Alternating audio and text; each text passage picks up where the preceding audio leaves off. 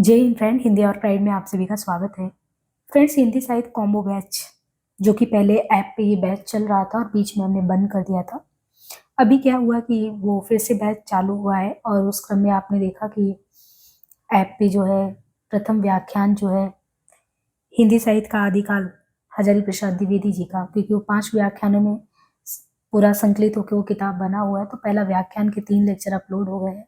बाकी दूसरे इतिहास, आधुनिक हिंदी साहित्य के इतिहास और शुक्ल जी के इतिहास के काफी वीडियो अपलोड है। उस क्रम में आज हम देखें यहाँ पे हिंदी साहित्य का दूसरा इतिहास जो किताब है बच्चन जी का, इसको कैसे हम बहुत सरल सहज शब्द में आपको समझा पाए और नोट्स भी आपको बताते चले कि क्या इंपॉर्टेंट पॉइंट्स हो सकते हैं जिनसे आप देखेंगे। तो पिछला जो पेपर हुआ था टीजीटी पीजीटी, उसमें बहुत सारे क्वेश्चन आए थे और सच पूछिए तो अभी जो ट्रेंड यूपी का रहा है एग्जाम का और इन फ्यूचर जो भी आप एग्जाम में अपियर करने वाले हैं, तो पूरा पैटर्न में बदलाव देखने को मिल रहा है कि आप सविस्तार चीजों को पढ़ें, यानी प्रमाणिक किताबों का स्वयं अध्ययन करें। आपके पास ये किताबें होनी चाहिए। मैं तो सिर्फ एक माध्यम हूँ कि आपको ये जब खुद पढ़ने बैठे तो आपके पास ये किताब हो और उसको कैसे चीजों को समझा जा सकता है, बस उसका थोड़ा सा मदद करने की कोशिश करें। उस क्रम में हिंदी साहित्य का दूसरा इतिहास जो है उसमें सबसे पहले अभी हम भूमिका पे बात करेंगे, लेकिन सबसे पहले आपको ये इन्फॉर्म कर दें कि ये जो लोगो दिख रहा है हिंदी और प्राइड करके, आप जब वहाँ पे प्ले स्टोर पे जाएंगे तो आपको ये ऐप शो होगा। वहाँ से जाके उसमें 3 बैचेज अभी रन कर रहे हैं, उनमें आपका ये प्रोफेसर बैच जो है रन कर रहा है। ये इस तरीके से आपको वहाँ पे 2000 है, क्योंकि 2000 में 6-7 किताबें हैं और मैंने आपको बताया था भी, डिस्क्रिप्शन में भी लिखा है कि काफ़ी टाइम लगेगा और आप आराम से इसको पढ़िए। खास करके असिस्टेंट प्रोफेसर या अच्छी अंडरस्टैंडिंग चाहिए तो ही आप इस बैच को परचेज करें। और ये इस तरीके से फोल्डर बना हुआ है सारा, और आपको अलग अलग फोल्डर में अलग अलग इतिहास के पूरे एक तरीके से, अब मैं देखिए आप यूट्यूब पे भी देखे होंगे कि कोई कंप्रोमाइज नहीं होता पढ़ाने में, तो उसी तरीके से ये क्लास चलने वाला है। तो हम अभी ये पहला क्लास हमारे हिंदी साहित्य के दूसरे इतिहास का जो शुरू हो रहा है, और इसके अलावा जो है ये है आपका, और हाँ एक बैच और चल रहा है। काफ़ी बच्चे पूछ रहे हैं, 299 में ये बैच चल रहा है। इसमें काफ़ी क्लासेस भी करा दिए गए संडे टू संडे। जैसे इस संडे हमने टारगेट दिया है बच्चों को कि वो वो क्या नाम है, महादेवी वर्मा जी का जो लगा हुआ है रेखा चित्र, तो वो, और इनके अलावा जो जामुन का पेड़ है, क्योंकि नोट्स के साथ हमने कंप्लीट करा दिया तो एक टारगेट भी देते ताकि 14 रचनाएं आपके कंप्लीट हो जाए। तो सैटरडे संडे संडे डिस्कस कर लेते हैं उन चीज़ों को। तो ये बैच चल रहा है अभी। नेट वाले जो बच्चे हैं वो इसमें जो है इनरोल कर सकते हैं, और इनरोल करें तो वो मुझे इन्फॉर्म कर ताकि ग्रुप में ऐड कर दें। एक ये बैच, दोनों बैच चल रहा है अभी, निबंध का चल नहीं रहा है। सबसे पहले हम जो है आपको इसके संबंध में बताएं कि ये जो किताब है क्यों बहुत अहम है। और अपने आप में देखिए, हिंदी साहित्य का दूसरा इतिहास जो कि हिंदी के एक तरीके से मूर्धन्य आलोचक चिंतक के रूप में हमारे सामने डॉक्टर बच्चन जी आते हैं, और उनका एक कह सकते हैं ना कि महत्वपूर्ण पुस्तकों में से एक है, क्योंकि इस पुस्तक को पढ़ने के दौरान आपको ये आभास हो जाएगा, बहुत ही अच्छे से इन्होंने स्पष्टीकरण दिया है। जब आप पढ़ेंगे, किताब खोलेंगे, तो उन्होंने साफ साफ भूमिका में कहा है कि ना तो आचार्य रामचंद्र शुक्ल, ना तो आचार्य शुक्ल जो हैं उनके हिंदी साहित्य के इतिहास को लेकर कोई दूसरा नया इतिहास लिखा जा सकता और ना उन्हें छोड़कर।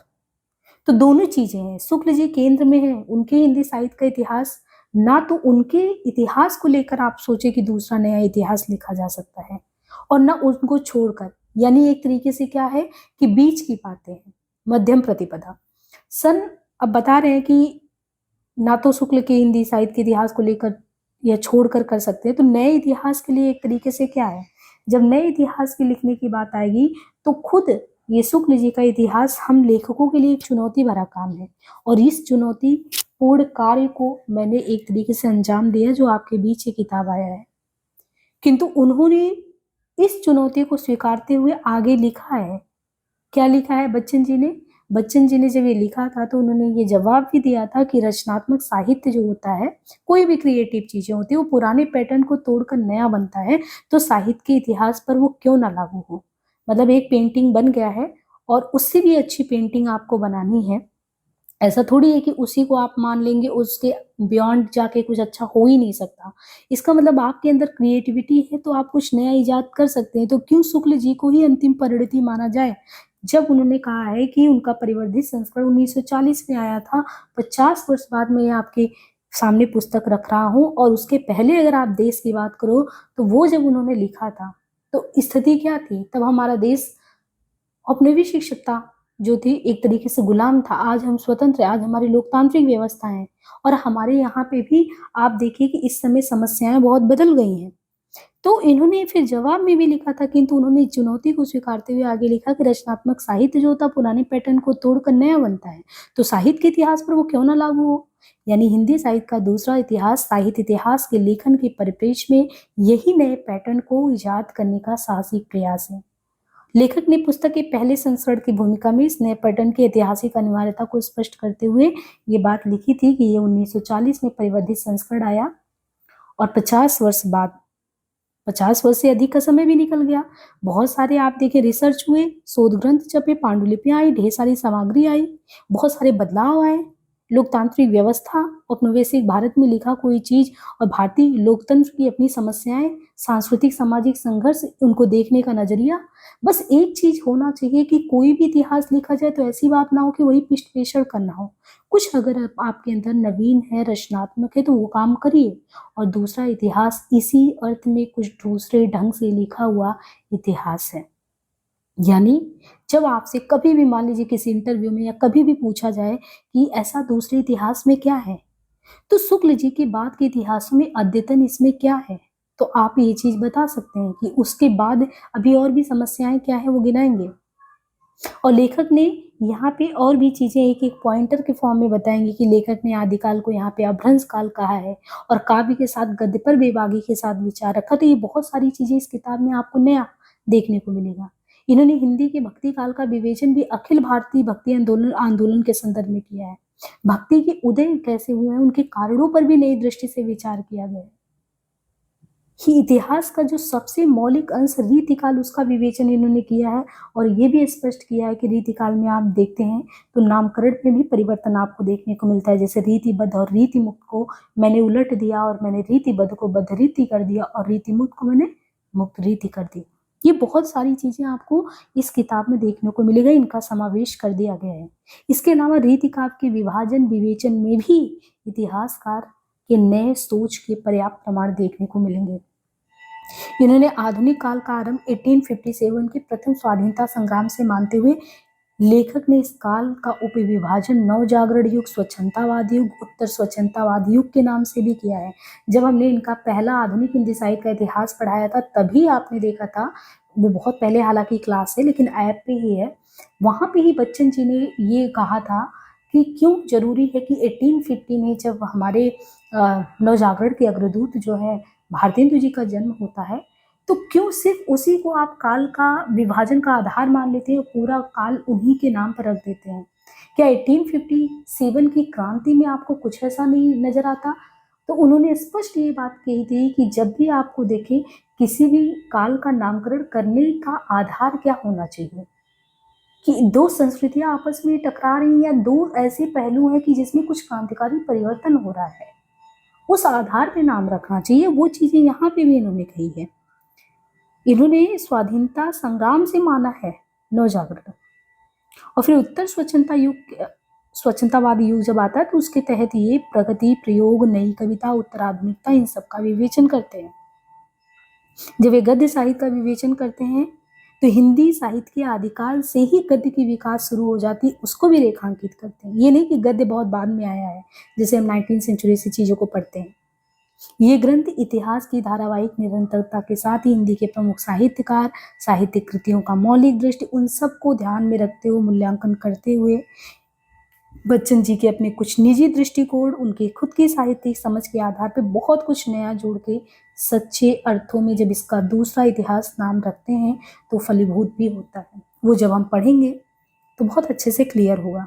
लेकिन मैंने बहुत अच्छे से कराने से पहले आपको जो महत्वपूर्ण पॉइंट थे, क्योंकि मैंने ये कहा है कि बीच बीच में आपको जो है कोई भी क्लास करेंगे तो क्लास के ड्यूरिंग ही आपको ये पता चलता रहेगा कि कौन सी इंपॉर्टेंट पॉइंट है जो हमें बार बार रिवीजन करना है, जो क्वेश्चन एग्जाम में पूछे जा सकते हैं। समझ तो आप एक बार दो बार वीडियो सुनेंगे तो समझ आपकी अच्छी हो ही जाएगी, लेकिन जब आप इस भूमिका को पढ़ेंगे तो उसमें जैसे ना तो आचार्य शुक्ल की हिंदी साहित्य का इतिहास को लेकर दूसरा नया इतिहास लिखा जा सकता, ना उसे छोड़कर। तो सन 72-73 में जब मैं आधुनिक हिंदी साहित्य का इतिहास लिखने की तैयारी कर रहा था तो मुझे कुछ ऐसा आभास हुआ। फिर उन्होंने सन 1989 में कहा था कि मेरी एक दूसरी पुस्तक, और दूसरी पुस्तक क्या है बच्चन जी का, 1989 में उनकी दूसरी पुस्तक का नाम है आचार्य शुक्ल को पढ़ते हुए, ये छपी थी। नए इतिहास के लिए शुक्ल जी का इतिहास क्या है? इतिहास इनका एक तरीके से चुनौती है। ये कौन कहता है? बच्चन जी कहते हैं। 1940 में परिवर्धित संस्करण, और उसके 50 वर्ष बाद जब शोध होती है सारी चीजें, फिर दूसरा इतिहास क्यों आता है ये आपको कंफर्म होना चाहिए। औपनिवेशिक काल में लिखा गया था, अब तो स्वतंत्र देश है तो लोकतांत्रिक व्यवस्था है, और बहुत सारी चीजें आप देखिए 16 के बाद भी आप देखें तो अस्तित्ववाद, राष्ट्र, औपनिवेशिकता, उत्तर औपनिवेशिकता, तीसरी दुनिया, उत्तर आधुनिकतावाद, वैश्विक ग्राम, खुला बाजार, संचार माध्यम, कितना कुछ बदला देश दुनिया में। तो क्या वही वाला जो लिखा गया 1929 में, वही अभी के लिए भी उतना ही अगर आप देखें तो प्रासंगिक तो है कई चीजों पे, लेकिन जो नए चीजें, नवीन चीजें हैं, उनको कहाँ ऐड किया जाएगा। मैकाले के संबंध में इन्होंने एक फ्रेज दिया था कि मैकाले जो कि अपने यहाँ पे एक तरीके से भारतीयों को इस तरीके से बनाना चाहता था कि उसकी जो अंग्रेजी सभ्यता को वो यहाँ के कह सकते हैं ना कि बच्चों की नस नस में डालना चाहता था, ताकि वो हो तो भारतीय लेकिन सोचे ब्रिटिशर्स के अकॉर्डिंग। तो यहाँ पे बच्चन जी ने कहा कि वो मैकाले की अंग्रेजी जो शिक्षा पद्धति थी वो उतना काम नहीं कर पाई जितना वो मैकाले ने यहाँ के कल्चर पे जो इम्पैक्ट डाला, यहाँ के लोगों की जीवन शैली पे डाल दिया कि आज आप देखें हैं तो इंडियन, लेकिन अपने आप को वेस्टर्न शो करने में आपको प्राउड फील होता है। चाहे आप कल्चरली आपको देखें कि आपका पोशाक हो, आपका भाषाई स्तर पे हो, तो आप अपने आप को समृद्ध समझते हैं। जब आप एक होता नहीं आपके अंदर ब्रिटिशर्स वाला भाव दिखता है कि अंग्रेजी पद्धति से आप सरोबोर हो, तो उन्होंने कहा वो काम तो मैकाले नहीं कर पाया। वो यहाँ पे जो विदेशी कॉन्सेप्ट छोड़ गए और हमारे भारतीय उनकी जीवन शैलियों को जो अपनाए चले जा रहे हैं, वो ज्यादा एक तरीके से हमें परेशान कर रहे हैं। तीसरा दुनिया, एक चीज इन्होंने कहा, तीसरी दुनिया। तीसरी दुनिया की संस्कृति पहली दुनिया की संस्कृति का चारागाह है, ये किसके बारे में कहा गया है? तीसरी दुनिया। इन्होंने कहा कि हम तीसरी दुनिया नहीं, हम भारत जो है वो कौन सा, भारत तीसरी दुनिया है, और ये पहली दुनिया जो थी ना उसकी संस्कृति, उसके कल्चर का हम चारागाह है। ये बच्चन जी ने तो एक क्षोभ भी प्रकट किया है। ट्रेवेलियन का यहाँ पे इन्होंने कहा है कि जो तिथियां होती हैं, तिथियों की तरह कालावधियां, पीरियड्स तथ्य नहीं होते, वे अतीत की घटनाओं के संबंध में बनाए गए कामचलाऊ प्रत्येक कॉन्सेप्शन होते हैं। प्रामाणिक रूप से इन्होंने बताया कि 3 ही बोलियां एग्जिस्ट करती हैं, मैथिली, अवधी, खड़ी, जिसमें इन्होंने पहले यानी मैथिली के प्रयोक्ता विद्यापति को माना है, अवधी के मुल्ला दाऊद को माना है, और तीसरे के अमीर खुसरो को माना है। अभ्रंश काल, अभ्रंश काल कैसा काल है? अभ्रंश काल जातीय साहित्य का उदय कहना ज्यादा तर्कसंगत होगा। ये कहते हैं कि अभ्रंश काल मतलब जातीय साहित्य का उदय, ये ज्यादा आपको संगत लगेगा। इसके बाद कहते हैं कि भक्ति काल, भक्ति काल है, मध्यकाल नहीं। बहुत महत्वपूर्ण है, कई बार एग्जाम में क्वेश्चन आया है कि भक्ति काल है, मध्यकाल नहीं। मध्यकाल क्या है? मध्यकाल सामान्यतः देखें तो जगड़ी हुई मनोवृत्ति का परिचायक है। आचार्य हजारी प्रसाद द्विवेदी या द्विवेदी जी के बारे में कहते हैं, इसी को वो जगती हुई मनोवृत्ति कहते हैं, जिसे अंग्रेजी में मेडिवियल सेंसिबिलिटी कहा जाता है। ये कैसा काल है? तो 1857 को मानते हैं, और ये नवजागरण काल इसको संबोधित करते हैं कि पहला नवजागरण है। और रामविलास शर्मा कह रहे हैं कि इसको आधुनिक काल कहना ज्यादा पसंद करते हैं। रीति काल जो है वस्तु, शैली, छंद, रूप, विधान में भक्ति काल से अलग भूमिका पर यानी भिन्न भूमिका पर खड़ा हो जाता है। वस्तु, शैली, छंद और रूप विधान में भक्ति काल से अलग हो जाता है। इसे उत्तर मध्य काल कहना गणितीय भ्रम उत्पादन है। तो देखिए इन्होंने रीति काल के बारे में विस्तृत विवेचन किया और उसमें बताया कि जब भक्ति काल से आप रीति काल को अलग करते हैं तो उसका आधार है वस्तु, शैली, छंद, रूप, विधान, इसके आधार पे आप अलग करते हैं। अगर आपने इसको उत्तर मध्यकाल कहा तो उत्तर मध्यकाल कहना मतलब गणितीय भ्रम उत्पादन है। शुक्ल जी ने इसे 2 भागों में बांटा है, रीति ग्रंथकार कवि और अन्य कवि। अब अगर आप जब शुक्ल जी की भी किताब पढ़ेंगे ना, या बच्चन जी का जब पहले जो हमने आधुनिक हिंदी साहित्य का इतिहास, तो उसकी भूमिका बहुत बढ़िया करवाया है। अब उस भूमिका और इस भूमिका को आप तुलनात्मक स्तर पे देख पाएंगे, उसमें क्या भिन्न बातें कही हैं, इसमें क्या कही है या शुक्ल जी ने क्या कहा है? शुक्ल जी ने रीति ग्रंथकार कवि और अन्य कवि में विभाजित किया है। घन आनंद यानी घनानंद को शुक्ल जी ने रीतिकाल का सर्वोत्कृष्ट कवि माना है, ये भूमिका में बच्चन जी ने मेंशन किया है। रीतिकाल का सर्वोत्कृष्ट कवि। रीतिबद्ध और रीतिमुक्त को मैंने यानी बच्चन जी ने कहा मैंने उलट दिया। जो रीतिबद्ध है उसको मैंने कहा बद्ध रीति यानी बधा हुआ रीति, और रीति मुक्त को मैंने कहा मुक्त रीति। घनानंद ठाकुर बोधा आदि रीति से मुक्त नहीं है। यहाँ पे इन्होंने बताया है कि घनानंद ठाकुर बोधा ये रीति से मुक्त नहीं है। आधुनिक काल ये कहते हैं कि आधुनिक काल जो है वो कालवाचक होने के साथ ही प्रवृत्तिवाचक भी है। 1857 से 1920 नवजागरण युग मानते हैं।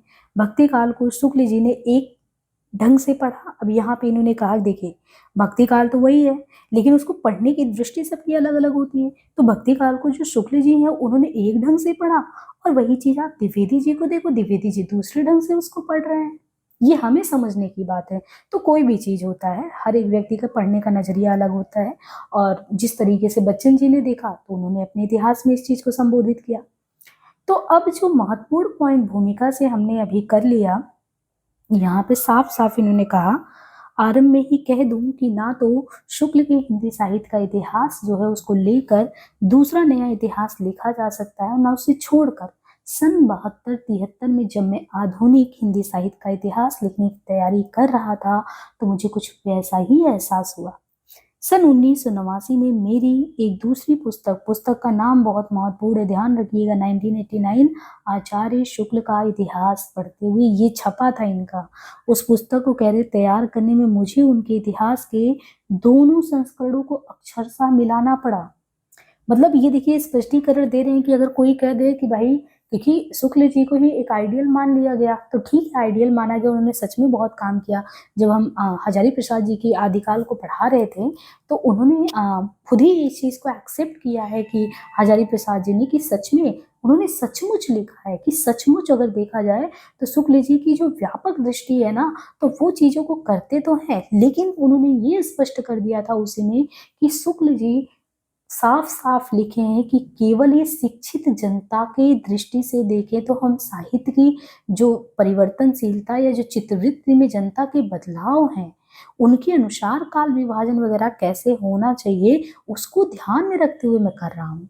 ये बात उन्होंने साफ साफ हजारी प्रसाद द्विवेदी जी ने मेंशन किया है। और वहां पे जब हमने आपको क्लास कराया था, कल ही क्लास हुआ, उसमें उन्होंने वीर गाथा काल के जितने 3 किताबों को निकाल दी, 3 रचनाओं को, तो 9 के 9 के आधार पे इन्होंने कहा है। और उन्होंने साफ साफ ये मेंशन किया है मोतीलाल मिनारिया जी का, क्योंकि मोतीलाल मिनारिया जी जो है, हाँ वही है ना, मोतीलाल मिनारिया करके, सॉरी, राजस्थान के जो साहित्य पे, हाँ शायद वही है, थोड़ा सा मैं भूल रही हूँ, जिन्होंने राजस्थानी साहित्य पे बहुत विस्तृत काम किया है। तो उन्होंने राजस्थानी भाषा और साहित्य को अलग अलग जगह पे मेंशन कर करके ये बात कही है। हाँ है ना, 1 मिनट में बताती हूँ उनका नाम क्या है। हाँ ये वही लेखक हैं, उनको बराबर मेंशन कर करके उन्होंने भी अपना पूरा एक्सप्लेन दिया है वीरगाथा काल पे कि जिन जिन आधार पे वीरगाथा काल का नामकरण कर दिया है शुक्ल जी ने, क्या सच में वो सही है, और बहुत ही प्रमाणिक तरीके से खारिज भी किया है। लॉजिकल अगर देखेंगे, आप सुनेंगे उस लेक्चर को तो आपको समझ आएगा।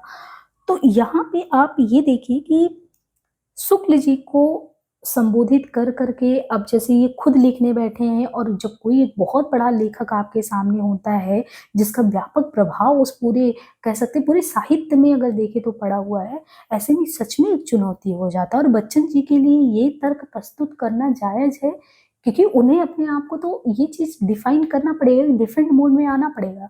इसलिए वो कहते हैं कि जब मैं लिखने की तैयारी कर रहा था तो मुझे कुछ वैसा ही एहसास हो रहा था। और इन्होंने ये भी स्पष्टीकरण किया कि 1989 की बात है, मेरी एक दूसरी पुस्तक आचार्य शुक्ल का इतिहास पढ़ते हुए छपी।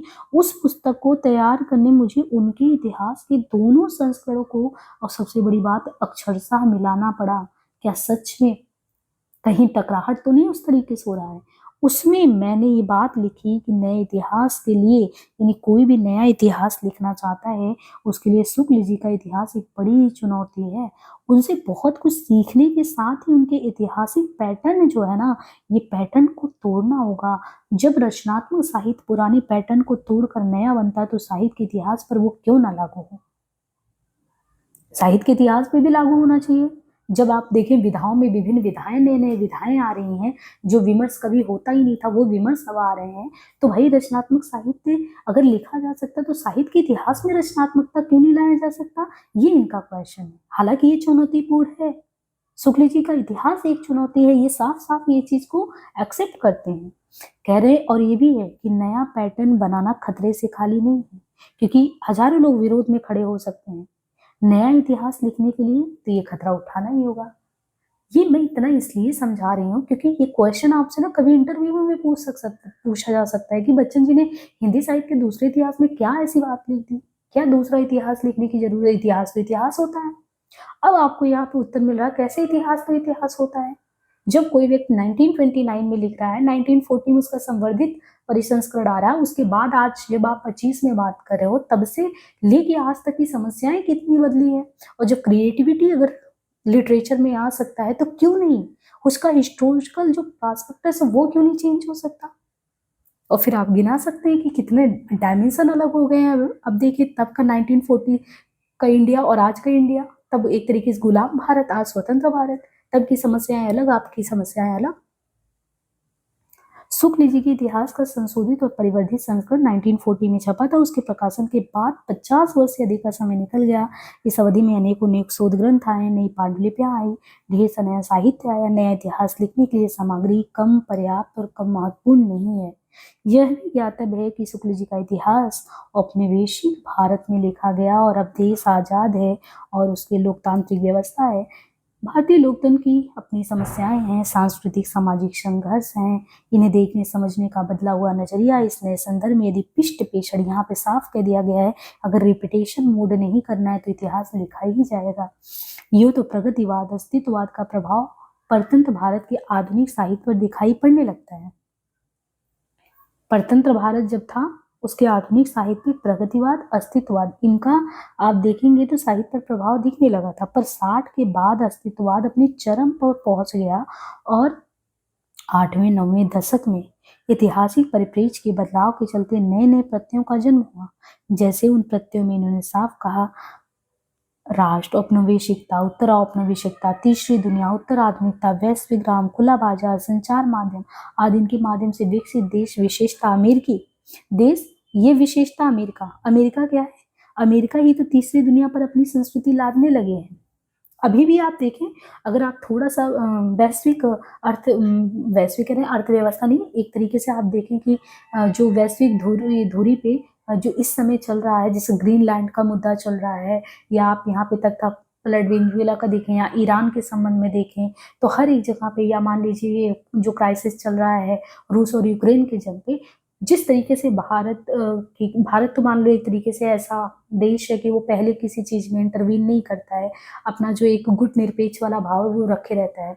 लेकिन वैश्विक धुरी पे आप देखेंगे कि इस समय क्या स्थिति है, जिस तरीके से प्रोवोक होके अमेरिका सब पे अपना एक तरीके से जो हर एक चीज को थोपने की कोशिश कर रहा है, तो उसमें क्या लगता है कि एक नया पोलराइजेशन, नया ध्रुवीकरण पूरी दुनिया में हो रहा है। तो अमेरिका तो तब भी अपने आप को ही एग्जिस्टेंस के केंद्र में रखता था, आज भी वही सेम सिचुएशन अगर देखें तो है, उसकी ही बात मानी जाएगी। नहीं हो तो टैरिफ पॉलिसी सारी जगह पे लगाएगा। अब थोड़ा भी अगर विश्व इतिहास देखें और आज के विश्व इतिहास और तब की बात करें तो प्रथम विश्व युद्ध 1940 टू 18, 1939 टू 45 क्यों हुआ, कैसे हुआ? गुटबाजी।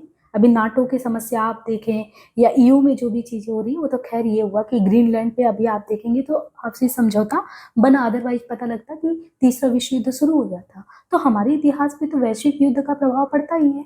और यहाँ पे आप देखेंगे तो साफ साफ बच्चन जी ने कहा है कि अमेरिका जो था, ये अमेरिका तीसरी दुनिया पर अपनी संस्कृति लादने लगे हैं। और तीसरी दुनिया का मतलब, तीसरी दुनिया की संस्कृति पहली दुनिया की संस्कृति का चारागाह है। और भारत क्या है? भारत तीसरी दुनिया में आता है। मतलब वो उस समय भी हमें गुलाम करके ब्रिटेन रखे हुए थे, और एक तरीके से अगर किसी भी तरीके से वो अपनी हर बातों को इम्पोज किए जा रहा है, मतलब आज भी गुलाम।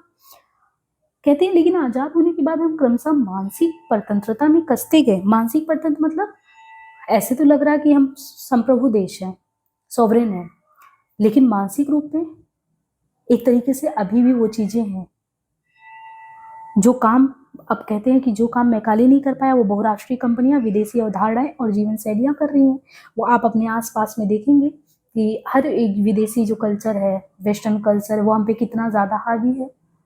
उससे हम अपने आप को कितना मॉडर्न शो करते हैं और पाश्चात्य संस्कृति का सृजन करने लगे। साहित्य सांस्कृतिक उत्पादन है। अब क्या था, विदेशी विषय वस्तु, शैली और कोड ग्रहण किए जाने लगे हैं, पर अन्य लोगों ने इनको स्वदेशी संदर्भों से जोड़ा और कुछ अपनी जड़ों को नए सिरे से खोजने भी लगे हैं। परंपरा और आधुनिकता में टकराव, देखिए परंपरा और आधुनिकता में टकराहट हुई और हो भी रही है। ये शुभ लक्षण है, होना भी चाहिए।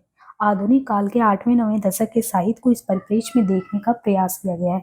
तो बहुत सारी चीजें ये बता रहे हैं कि देखिए हम किन किन चीजों को अपने साहित्य में स्थान दे रहे हैं और किन नजरियों से देखने की बात कर रहे हैं।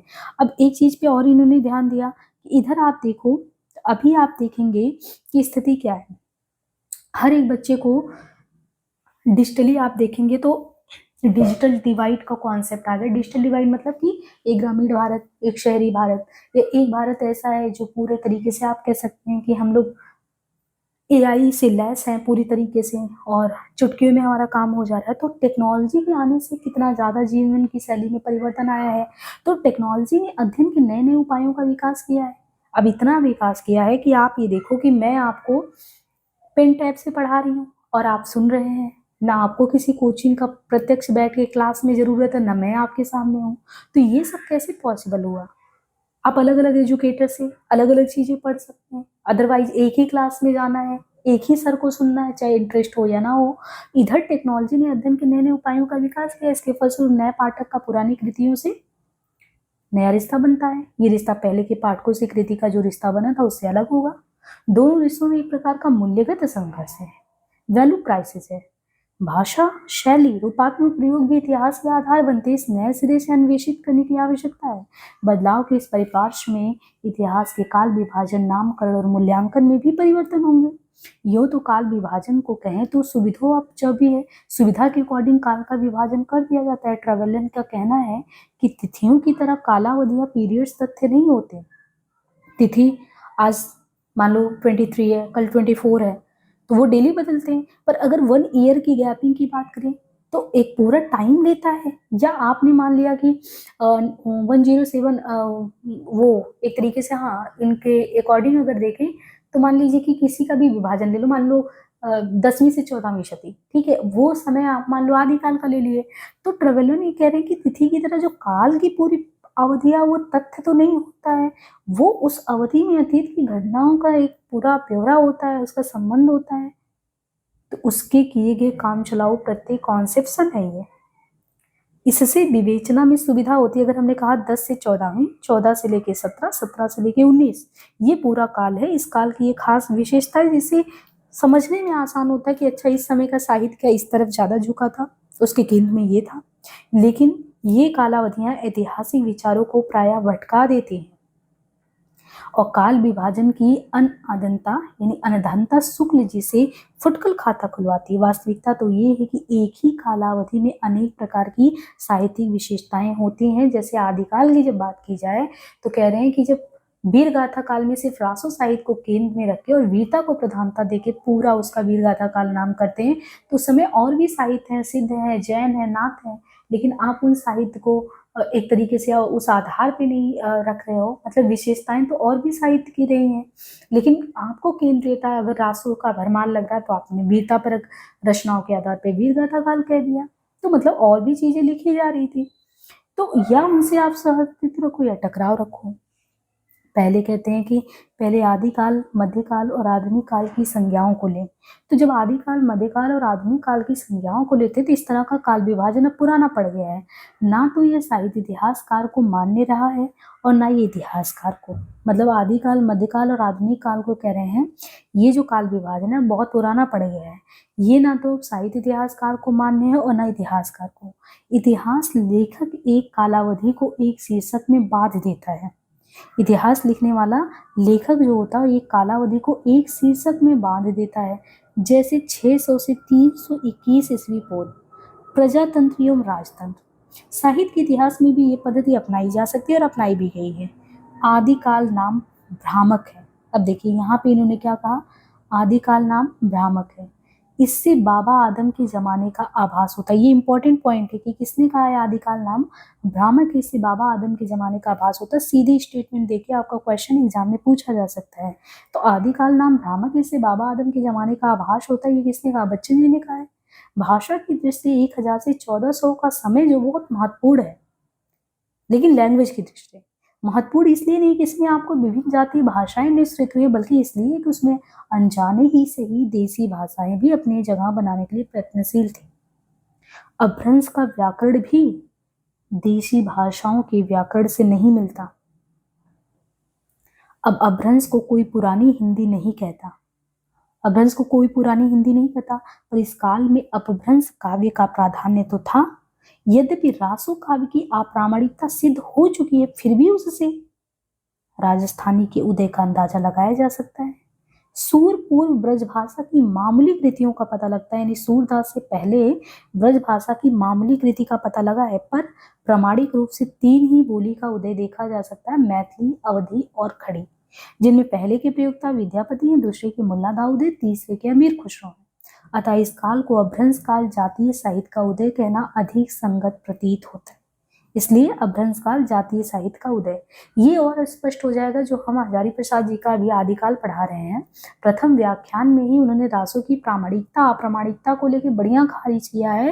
राजस्थानी भाषा साहित्य को मेंशन कर करके उन्होंने इस चीज को स्पष्टीकरण दिया है।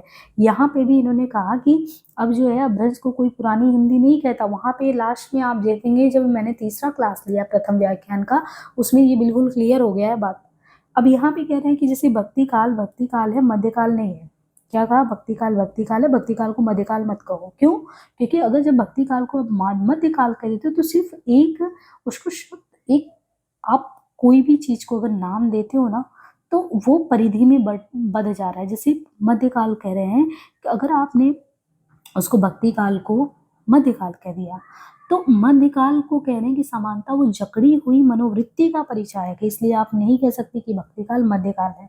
भक्ति काल को आप भक्ति काल ही कहो। इसे आचार्य हजारी प्रसाद द्विवेदी जबड़ी हुई मनोवृत्ति कहते हैं। मध्यकालीन चित्तवृत्ति में अंग्रेजी की जो मेडिवियल सेंसिबिलिटी है ना, उसका अर्थ प्रविष्ट हो चुका है, इसलिए नहीं करना है आपको। अनेक अर्थों में ये नवजागरण काल है, प्रथम नवजागरण। डॉक्टर रामविलास शर्मा इसे आधुनिक काल कहना पसंद करते हैं। अपने अंतर्विरोधों के बावजूद जिस सेक्युलर शब्द पर आज बहुत जोर दिया जा रहा है, वो अपनी मूल अर्थवत्ता में भक्त कवियों में मौजूद था। ये सेक्युलर भक्त कवियों में धर्मनिरपेक्ष की बात ना, कि सभी धर्म को समान दृष्टि से देखना है, किसी के साथ भेदभाव नहीं करना है। बच्चन जी कह रहे हैं ये अपने अंतर विरोधों के बावजूद जिस सेकुलर की बात हम आज बहुत डंके की चोट पे करें, ये तो भक्त कवियों में बहुत पहले था, इसलिए तो उनको हम मध्यकाल के तहत नहीं रखेंगे, क्योंकि मध्यकाल तो जकड़ी हुई मनोवृत्ति का परिचायक है। आज के अंतर्राष्ट्रीय जो धर्म के उन्माद में जलते हुए लोगों को उस काल के भक्ति काव्य में सुकून मिलता है, और इस उन्माद से लड़ने के लिए आध्यात्मिक प्रेरणा भी। रीतिकाल के कवियों में भी धर्म निरपेक्षता की आहट आपको सुनने में मिल जाती है। भारतवर्ष का इतिहास लिखने वाले कुछ लोगों ने 800 से 1200 ईस्वी को मध्यकाल ठहराया है। कह रहे हैं जो भारतवर्ष का इतिहास लिखा गया उसमें 800 से 1200 ईस्वी को मध्यकाल ठहराया गया है। इस दृष्टि से भी जो भक्ति काल है वो मध्यकाल नहीं कहा जा सकता है, क्योंकि आप उस अकॉर्डिंग टाइम देखेंगे तो इसका टाइम जो है 14 से 17 में और 17 से 19 रीतिकाल। तो कह रहे हैं जो भारतीय इतिहास लिखा गया उस जो भक्ति काल का टाइम दिया गया मध्यकाल का 800 से 1200, तो उसके अकॉर्डिंग आप हिंदी वाला मैच करेंगे, नहीं मैच करेगा। और फिर रीतिकाल के बारे में कहते हैं कि रीतिकाल वस्तुतः क्या है। रीतिकाल वस्तु, शैली, छंद, रूप, विधान में भक्ति काल से अलग भूमिका पर है। ये अपने आप में एक स्वतंत्र काल है। इसे आप उत्तर मध्यकाल कहना अगर कहना चाहेंगे तो ये तो एक घड़ती ब्रह्मोत्पादन है। बहुत इंपॉर्टेंट लाइन है। शुक्ल जी इसे 2 भाग में बांटते हैं, रीति ग्रंथकार कवियों में और अन्य कवियों में बांटते हैं। एक अन्य कवि एक गोल शब्द है। इन्होंने कहा कि जो अन्य कवि में डाल देते हैं शुक्ल जी, वो तो एक गोल शब्द है। इस कोटि में अर्थ की दृष्टि से हल्के कवि आएंगे। घन आनंद को शुक्ल जी ने क्या कहा है, सर्वोत्कृष्ट कवि की संज्ञा दी है। फिर उन्हें अन्य कवियों की बिरादरी में क्यों बैठाया जाता है? अब देखिए एक क्वेश्चन इन्होंने फिर लगा दिया ना, यहाँ देखिए क्वेश्चन मार्क है। अगर ये कह रहे हैं कि अन्य कवि मतलब एक गोल गोल घुमाने वाला है, आप जब शुक्ल जी का पढ़ेंगे, मैंने करा रखा है और अभी तो ऐप पे चलेगा क्लास, उसमें उन्होंने प्रकरण 1, 2, 3, 4 में मतलब आदिकाल का जो विभाजन किया है, तो उसमें आप देखेंगे जो प्रकरण 4 होता है ना, उसमें वो फुटकल कवियों को रख देते हैं। तो बच्चन जी ने इनसे क्वेश्चन किया है कि शुक्ल जी ये बताइए, ये जो आप गोल गोल सब घुमा के अन्य कवि रख देते हैं, एक तरफ तो घनानंद जी को आप कह रहे हैं रीतिकाल के सर्वोत्कृष्ट कवि हैं, फिर आप बताओ इनको अन्य कवियों की बिरादरी के पात में क्यों बैठा दी है? यहाँ पर उनकी इतिहास दृष्टि में कह रहे हैं खोट दिखाई पड़ता है, कुछ तो गड़बड़ है। सबके सामने तो कह रहे हो घनानंद सबसे बढ़िया है, सबसे ज्यादा बढ़िया है, अगर सबसे अच्छे थे तो उनको अन्य में क्यों रख दिया? प्रवृत्ति की दृष्टि में एक को रीतिबद्ध और दूसरे को रीतिमुक्त कहते हैं। अब एक को रीतिबद्ध कहते हैं कि रीति की परिपाटी से बधा है, दूसरे को कहते हैं रीति से आजाद है। इसके आधार पर रीतिबद्ध, रीति सिद्ध आदि अवैज्ञानिक उपविभाजन होते रहे। अब कह रहे इसी आधार पे उन्होंने रीति मुक्त और रीति सिद्ध ये कौन कर दिया है? शुक्ल जी ने पहले ही कर दिया है। अब इसी के आधार पे रीतिबद्ध, रीति सिद्ध ऐसे लोग अवैज्ञानिक वो उपविभाजन करते जा रहे हैं, और क्योंकि वो शुक्ल जी ने कहा है तो उनकी बात को कोई काटता भी नहीं है। वास्तविकता तो ये है कि रीति निर्मुक्त कोई नहीं है इसमें। रीतिकाल नाम इसी को लेकर सार्थक होता है। रीति मुक्त होकर कोई रीतिकालीन भला कैसे होगा? अब देखिए एक नाम इस सोचनी क्या है, रीति मुक्त। रीति मुक्त का अर्थ आप निकालेंगे, यानी रीति जो लक्षण ग्रंथ लिखे जा रहे होंगे उस काल की जो एक तरीके से सामान्य विशेषता रही होगी उससे आजादी। अगर उससे आजादी तो मतलब उसको उस काल के कवि को आप रीतिकाल के कवि के तहत कैसे मान लिए? तो अगर आप उसको रीतिमुक्त कवि भी कहते हो तो वो रीतिकालीन कैसे हुआ? ये भी क्वेश्चन का आंसर दीजिए। फिर कहते हैं कि रीतिबद्ध और रीति मुक्त को मैंने उलट दिया, कि भाई सही नहीं किया शुक्ल जी आपने। रीतिबद्ध और रीति मुक्त को मैंने कहा उलट दिया, यानी मैंने रीतिबद्ध को कहा बद्ध रीति, रीति से बदल बद्ध रीति, और जो रीति से आजाद है हमने कह दिया मुक्त रीति, वो आजाद है। अब इस तरह घनानंद हो गए, ठाकुर हो गए, बोधा, ये जो है रीति से सर्वथा मुक्त नहीं है, पूरी तरह मुक्त नहीं, आजाद नहीं है। उनमें रीति के तत्व हैं पर उनकी बद्धता नहीं है। तत्व तो विद्यमान है पर बद्धता नहीं, कोई बाध्यता नहीं है। इस नाम से नैरंतर्य भी बना रहता है और उसका बदलाव भी। रीति से मुक्त होने के लिए जिसने जितना अधिक संघर्ष किया उसकी संवेदना उतनी ही घनीभूत हो पाई है।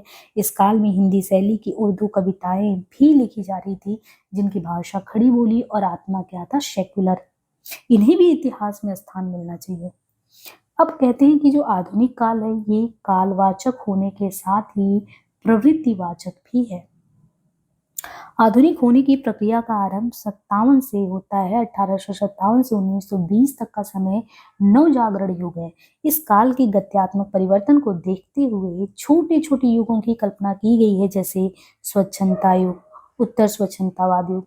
काल, अभी देखिए इन्होंने एक चीज बताया कि काल क्या होता है, एक अखंड प्रवाह होता है, और युग क्या होता है, युग जो काल के खंड है उनकी पहचान होता है। इस काल में छायावाद युग अपनी अर्थवत्ता खो चुका है, मतलब छायावाद युग खो चुका है। सन 75 के अपने एक लेख में मैंने इसे स्वच्छंदतावाद युग कहा। तो कह रहे हैं कि छायावाद अपनी अर्थवत्ता खो चुका है। सन 75 के अपने एक लेख में मैंने इसे स्वच्छंदतावाद युग कहा था। धीरे धीरे स्वच्छंदतावाद छायावाद को निराकृत करता गया और छायावाद के तहत केवल काव्य लिया जाता रहा है। अब एक चीज आपको पता हो कि छायावाद के तहत केवल काव्य लिया जाता रहा है। गद्य इसमें कहते थे कि गद्य इसमें अंतर्भुक्त नहीं हो पाता। एक कालावधि में एक ही मूल विशेषताएं होती हैं। स्वच्छंदतावाद जब आप कह देते हो तो स्वच्छंदतावाद शब्द दोनों को अपनी वृत्ति में समेट लेता है। तो यानी स्वच्छंदतावाद अगर आप प्रयोग करते हो तो इसका अर्थ जो है एक तरीके से देखें तो व्यापक अर्थ होता है। और ये इनके जब हमने आधुनिक हिंदी साहित्य का इतिहास पढ़ाया था, स्वच्छंदतावाद को लेकर उन्होंने उसमें भी कहा था, उसकी भूमिका में भी कहा था, इसलिए छायावाद नाम नहीं देते हैं। तत्कालीन राष्ट्रीय आंदोलन भी स्वच्छंदतावादी ही था। यह नाम राष्ट्रीय संदर्भों में भी प्रासंगिक होता है। उत्तर स्वच्छंदतावाद की विशेषताओं को नए नए प्रत्ययों के संदर्भ में देखने का प्रयास किया गया है। मतलब इसमें क्या क्या किया गया, उत्तर स्वच्छंदतावाद की विशेषताओं को भी नए नए प्रत्ययों के संदर्भ में देखने का प्रयास किया गया है। साहित्य के इतिहास को साहित्य बनाए रखना इतिहासकार का केंद्रीय धर्म है। इसके लिए शुक्ल जी से सीखा जा सकता है, किंतु यह सीखना भी अलग किस्म का होगा। पूर्ववर्ती साहित्य तो वही रहता है, पर उसे पढ़ने की दृष्टि बदल जाती है। भक्ति काल को शुक्ल जी जो हैं वो एक ढंग से पढ़ते हैं, द्विवेदी जी दूसरे ढंग से। आज के परिवेश में जो अंतर्राष्ट्रीय हलचलों से जुड़ गया है, नए सिरे से पढ़ने की जरूरत है। किसी हद तक हिंदी साहित्य को इसी दृष्टि से पढ़ने और इतिहासबद्ध करने का प्रयास किया गया है। बच्चन जी, निराला निवेश, रथ यात्रा। मुझे उम्मीद है कि कितना समय हमने आपको 40 मिनट में भूमिका, वैसे तो भूमिका हम बहुत जल्दी करा देते, लेकिन मुझे लगता नहीं फिर न्याय नहीं होता। ठीक है, इसलिए आपने विस्तार से पढ़ा, लेकिन भूमिका के नक्श को आपने पकड़ लिया। अब इन्होंने दूसरे संस्करण में लिखा था कि साहित्य इतिहास लेखन एक क्या है, एक प्रवाहमान और गत्यात्मक प्रक्रिया है। यानी साहित्य इतिहास लिखने का एक, अगर देखें कि आप लिख रहे हो तो वो एक प्रवाहमान और गत्यात्मक प्रक्रिया है। कोई महत्वपूर्ण नई पुस्तक छपी कि इतिहास लेखन के पुराने ढांचे से छेड़छाड़ शुरू करनी पड़ती है। संबंध लेखक का पुनर्विवेचन अपेक्षित हो जाता है। दूसरा, इतिहास के नए संस्करण में इसका पूरा ध्यान रखा गया है। क्या ध्यान रखा गया है? छेड़छाड़ वाली बात। जिन लोगों को कहते हैं कि आचार्य शुक्ल हिंदी साहित्य का इतिहास के आगे कुछ नहीं सुझाई पड़ता, उन्हें अपनी आंखों का इलाज कराना चाहिए। तो बहुत बड़ा कटाक्ष कर दिया कि जिन लोगों को आचार्य शुक्ल के हिंदी साहित्य का इतिहास उनके आगे कुछ सुझाई ही नहीं पड़ता, उन्हें अपनी आंखों का इलाज कराना चाहिए। नए इतिहास से बड़ा अंधश्रद्धा जो है ना, जैसे किसी भी चीज के प्रति अंधभक्ति हो, तो ऐसे करें नए इतिहास से अंधश्रद्धा और यथास्थितिवाद को चोट पहुंचती है। अगर आप नया इतिहास पढ़ रहे हो, मान लो आप ये इतिहास पढ़ने बैठे हो, लेकिन शुक्ल जी आपके नस नस में बसे हैं, तो कोई भी चीज आपको कभी निर्णय लेना हो तो वो होता नहीं कि पहले के कोई चीज आपके जो निर्णय में सम्मिलित हो, आपने उसको इतना ज्यादा स्थान दे दिया कि नया कुछ आप आत्मसात कर ही नहीं पाते। इन्होंने कहा भाई अगर आप हिम्मत करके ये किताब उठा रहे हो तो कम से कम वो आत्मा निकाल के बाहर रख दो, शुक्ल जी वाला। तो जिन लोगों को आचार्य शुक्ल हिंदी साहित्य के इतिहास के आगे कुछ भी सुझाई नहीं पड़ता, उन्हें अपनी आंखों का इलाज कराना चाहिए। नए इतिहास से अंधश्रद्धा और यथास्थितिवाद, यथास्थिति मतलब जैसे का तैसी स्थिति को एक्सेप्ट करना, उससे हमारे वाली जो पढ़ रहे हो किताब उसको चोट पहुंचता है। जाने अनजाने वर्ग वर्ण चेतना को धक्का लगता है। नया या दूसरा इतिहास इसी की कोख से पैदा होता है। मेरे साथ तो ये कम से कम समस्या नहीं है। बिल्कुल भी बायस्ड होके नहीं पढ़ाना है। हम इनके आधुनिक साहित्य को भी देख रहे हैं, शुक्ल जी को भी देख रहे हैं, हजारी प्रसाद जी को भी देख रहे हैं, रामस्वरूप जी को भी देखेंगे, नगेंद्र जी को भी देखेंगे, और सबका एक तुलनात्मक कोई भी चीज पढ़ो तो एक अध्ययन करो कि किसने किस पे क्या चिंतन मनन किया। जहाँ पे आपको बच्चन जी सही लग रहे हैं, कौन सी नवीन चीजों को ऐड ऑन कर रहे हैं, उनको आपको बिना किसी भी तरीके से बायसनेस के अपने आप में उस चीज को आत्मसात करते चलना है। राधा कृष्ण प्रकाशन के सत्वाधिकारी श्री अशोक महेश्वरी को सूचना उद्योग से ज्ञात हुआ कि हिंदी साहित्य का दूसरा इतिहास में स्त्री लेखन को कम स्पेस दिया गया है। तो महेश्वरी ने इस ओर मेरा ध्यान आकृष्ट किया। इस संस्करण में स्त्री कथा लेखन का स्त्रीवादी सोच के तहत विस्तृत विवेचन हुआ है। प्रथम संस्करण में कुछ महत्वपूर्ण नाम क्यों छूट गए, मुझे स्वयं आश्चर्य है। उन नामों को इस संस्करण में शामिल कर लिया गया है। ये भी बात है। तो बहुत अच्छी किताब है, सबके पास होनी चाहिए किताब। और भूमिका हमने देखा दूसरा संस्करण। अभ्रंश काल के संबंध में देखें कि जब आप चैप्टराइजेशन करते हैं तो इस किताब में अभ्रंश काल सबसे पहले बताया गया है। और अच्छी बात है कि अभी हिंदी साहित्य का आदिकाल आप द्विवेदी जी वाला पढ़ ही रहे हैं। तो हिंदी भाषा, जाति और साहित्य, ये पहले 15 पेज में इन्होंने जो है अभ्रंश काल के संबंध में समझाया है। फिर अभ्रंश काव्य और हिंदी की रचना है। सबसे ज्यादा मुझे लगता है कि अगर सच में समस्या उत्पन्न करता है और बहुत बोझिल कार्य होता है तो अभ्रंश साहित्य को समझना। मतलब आप देखो हिंदी साहित्य का जब हम प्रथम व्याख्यान हजारी प्रसाद द्विवेदी का वो कर रहे थे, तो द्विवेदी जी तो लिख के चले गए, लेकिन जब आप उस पुस्तक को समझेंगे, उसको एक्सप्लेन करेंगे, तो आपको लगेगा कि भाई आपको खुद वो चीज समझने में कितनी समस्या आ रही है अभ्रंश काल का। और इन्होंने भी बिल्कुल वहीं से शुरुआत की, क्योंकि आदिकाल एक प्रारंभिक पेज में वहीं से चीजें चलती हैं। तो हिंदी भाषा, जाति और साहित्य, अभ्रंश काव्य और हिंदी की रचना, फिर अभ्रंश और हिंदी करके है, फिर अभ्रंश काव्य है, बौद्ध साहित्य है, चर्यापद, नाथ पंथ, जैन और जैनेतर काव्य, पुराण काव्य, अन्य काव्य। इसके बाद श्रृंगार और वीर दर्पूर्ण काव्य करके है, फिर प्राकृत पैंगलन, हिंदी के जातीय कवि, गद्य, अभ्रंश, कारिक। तो आप यूजीसी नेट में भी देखे होंगे कि क्वेश्चन में आजकल तो ऐसा ट्रेंड आ गया है कि वो क्वेश्चन में आपको इंडेक्स से क्वेश्चन पूछ रहा है कि आप डॉक्टर नगेंद्र का किताब आप देखेंगे तो बहुत सारे राइटर जो विषय विशेषज्ञ हैं उन्होंने पर्टिकुलर जिस टॉपिक पे लिया है उसका क्रोनोलॉजिकल ऑर्डर इंडेक्स में दिया गया है और वो इंडेक्स में किन कवियों को सम्मिलित किए नहीं किए ऐसे क्वेश्चन आपके यूजीसी नेट में पूछा है। एक नहीं, दो नहीं, 3 क्वेश्चन ऐसे हैं। तो आपको इंडेक्स भी देखते रहना है। जैसे इसमें आपको देखो बहुत अलग इंडेक्स है, सीधे सीधे नहीं मिल रहा है।